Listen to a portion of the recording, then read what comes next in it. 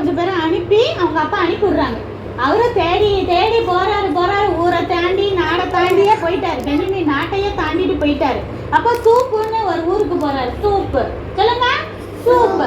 அப்போ அந்த ஊர்ல வந்துட்டு தேடி பாக்குறாங்க, அவங்க கழுதையை காணும். அப்போ சொல்றாங்க, ஐயோ நம்ம வாட்டுக்கு ரொம்ப தூரம் நம்ம வீட்டை வந்துட்டோம்.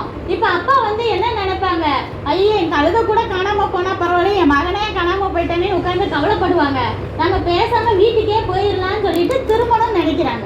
அப்போ சவுல் கூட இருந்த ஒரு வேலைக்காரன் சொல்றாரு, இல்ல இங்க வந்துட்டு ஒரு தீர்க்கதரிசி இருக்காரு, சாமுவேல்னு. நம்ம பார்த்துருக்கோமா இல்லையா சாமுவேல் ஐயா? அப்போ அவர் வந்துட்டு நல்லா எல்லாமே சொல்லிடுவாரு. நம்ம அவர்கிட்ட போய் கேட்போம். அவர் சொன்ன இடத்துல நம்ம போய் கழுதையை தேடி கண்டுபிடிச்சு வீட்டுக்கு போயிடலாம் அப்படின்னு சொல்லிட்டு.